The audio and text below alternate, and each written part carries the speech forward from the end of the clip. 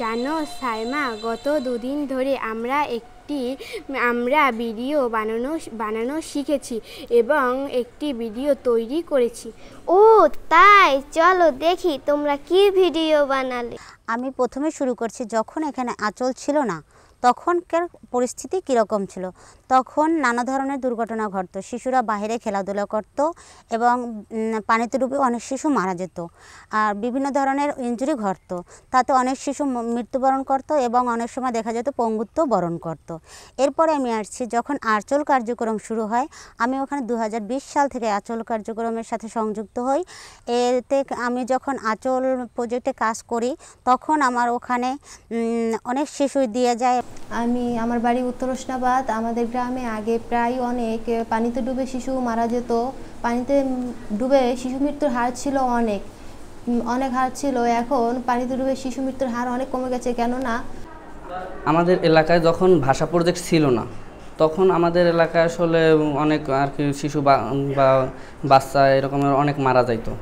আমি যখন আমার কমিউনিটিতে সিএসআই হিসেবে কাজ শুরু না করি, তখন আমার এলাকার শোনা যেত যে অনেক শিশুরাই পানিতে ডুবে মারা যাচ্ছে এবং শিশুদের পানিতে ডুবে মৃত্যু এবং বিভিন্ন ইনজুরির ঝুঁকিটা অনেক বেশি ছিল।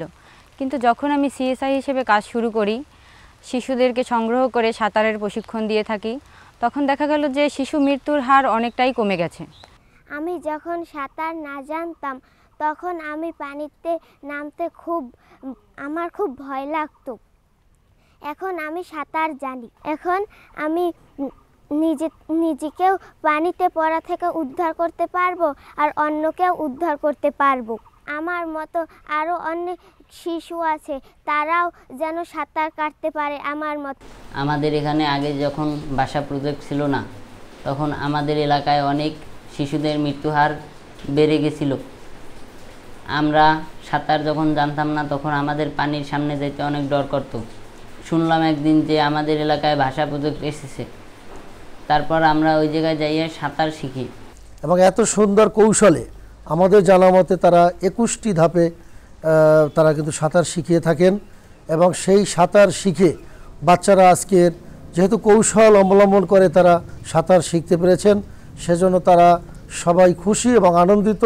শিশুদের নিয়ে কাজ করি, তার মাধ্যমে শিশুদের বিভিন্ন ধরনের বিকাশ ঘটে, যেমন শারীরিক বিকাশ, মানসিক বিকাশ, বুদ্ধির বিকাশ, ভাষার বিকাশ, আরও বিভিন্ন ধরনের ওরা অ্যাক্টিভিটি শেখে, ছড়া গান, তারপরে অক্ষর জ্ঞান শেখে এর মাধ্যমে। আমার মেয়ে আর কি কথা বলতে পারতো না, তখন আমি খুবই টেনশনে ছিলাম যে কিভাবে এটা সমাধান পাওয়া যায়। আমি আর্থিক সমস্যার কারণে ডাক্তারও ওকে দেখাতে পারি নাই।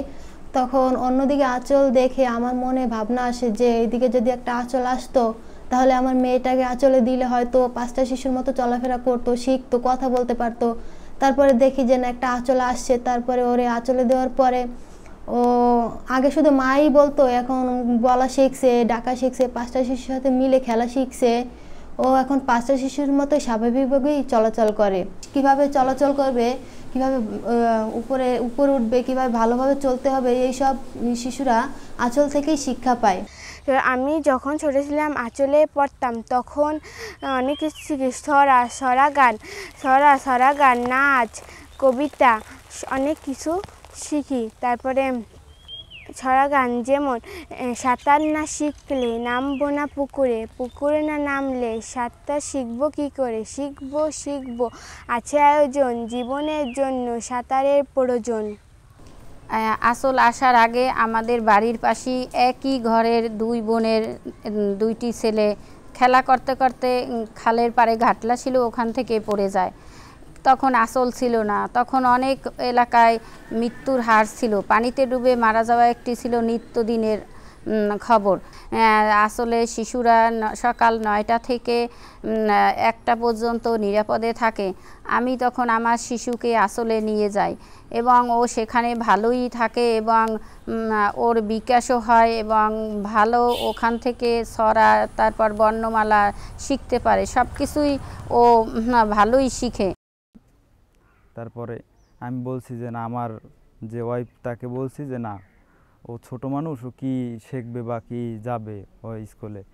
সে তারপরও জোর করে নিয়ে গেছে। তারপরে আমার বাবু প্রথম দিনে আঁচলে যে আমাকে বাসায় গিয়ে বললো যে বাবা আমি তো ছড়া শিখছি। কি ছড়া শিখছো বললো, তখন আমাকে একটা ছড়া বললো আমার ছেলে যে বাহ খুব সুন্দর একটা ছড়া শিখিয়ে বলছে। যখন 4-5 দিন হয়ে গেছে সে প্রতিদিন একটা করে ছড়া বলে সে আমাকে আসছে। তখন আমি নিজে যাইতে দিতে চাই না তাকে এই আঁচল স্কুলে। আমি বলছি যে ও ছোট মানুষ কি পড়বে বা কি, খেলাধুলা নিয়ে দেখি না সে খুব খেলাধুলার প্রতিও আগ্রহী হয়েছে এবং তারপরে আপনার পড়ালেখার বিষয়ে অনেক আগ্রহী হয়েছে। ওখানে আমরা মাসে একটা অভিভাবক সভা করি, তার মাধ্যমে ওখানের অভিভাবকরাও এখন অনেক সচেতন হয়েছে। তারা তাদের নিজ দায়িত্বে শিশুদেরকে আঁচলে দিয়ে যায়। তারা ভাবে যে 9টা থেকে 1টা পর্যন্ত শিশুরা এখানে অনেক নিরাপদ থাকে এবং ঝুঁকিমুক্ত থাকে। এবং আমি এই সাঁতার প্রশিক্ষণের মাধ্যমে শিশুদেরকে যেভাবে সাঁতার শিখিয়েছি যে নিজেরা কিভাবে নিরাপদে থাকবে এবং অন্যদেরকে কিভাবে পানিতে ডোবা থেকে উদ্ধার করবে, এবং শিশুদের মায়েদেরকেও উঠান বৈঠকের মাধ্যমে সচেতন করেছি যে তারা একসময় শিশু দিতে চাইতো না। যখন আমি উঠান বৈঠক করলাম, তাদের সাথে সাঁতারের বিষয়ে আলাপ আলোচনা করলাম, তারা এতটাই আগ্রহ ছিল যে নিজেরাই নিজেদের সন্তানদেরকে সাঁতার কেন্দ্রে নিয়ে আসতো। একটা দুর্ঘটনা হলে কেটে গেলে বিভিন্ন লতাপাতা দিয়ে চিকিৎসা করাতো, পানিতে ডুবে গেলে দেখা যেত যে শিশুদেরকে মাথায় নিয়ে ঘুরাইতো।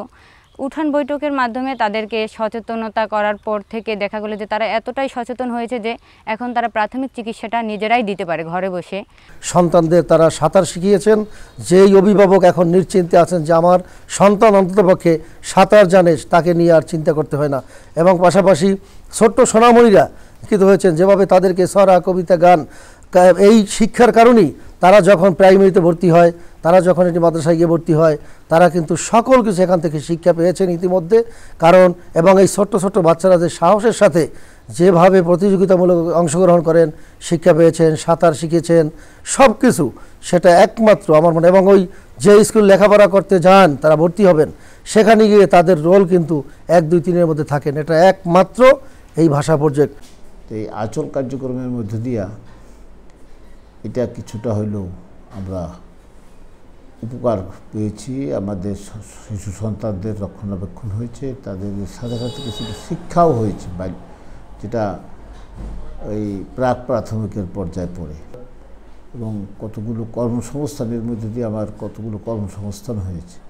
বাড়িতে বসে এর সিএপিআরবির আঁচল মা সহযোগী তারা একটা ভাতা পাচ্ছে এবং এই আঁচলে কিছু সহযোগিতা পাচ্ছে, যেগুলো আমাদের এলাকার জন্য আমি মনে করি এটা উপকারী বলতে হয়। তো 2টা ইউনিটে কাজ করে, একটা হচ্ছে ওনাদের সাঁতার প্রকল্প আর একটা হচ্ছে আঁচল মা প্রকল্প। সাঁতার প্রকল্পে বাচ্চাদেরকে সাঁতার শেখায়। আপনারা জানেন যে এটা উপকূলীয় এলাকা, এইখানে বেঁচে থাকার তাগিদে সাঁতার শিখতে হয় এবং সাঁতার না জানার কারণে প্রতি বছর অনেক শিশু মারা যাচ্ছে। তো ওনাদের এই সাঁতার প্রকল্পের মাধ্যমে শিশুদেরকে এই দক্ষতাটা অর্জন করতে সহায়তা করছে এবং ওনাদের এই প্রকল্পে কাজ করার কারণে এই উপকূলীয় অঞ্চলে শিশু মৃত্যুর হার, বিশেষ করে পানিতে ডুবে শিশু মৃত্যুর হার অনেক কমে গিয়েছে।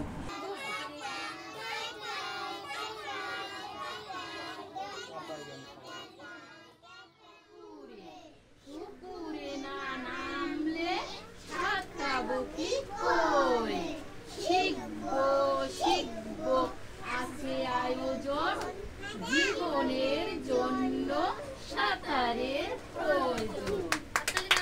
সুন্দর। এখন তোমরা একটু বলতে পারবা? একটু বলো তো দেখি তোমরা নিজেরা।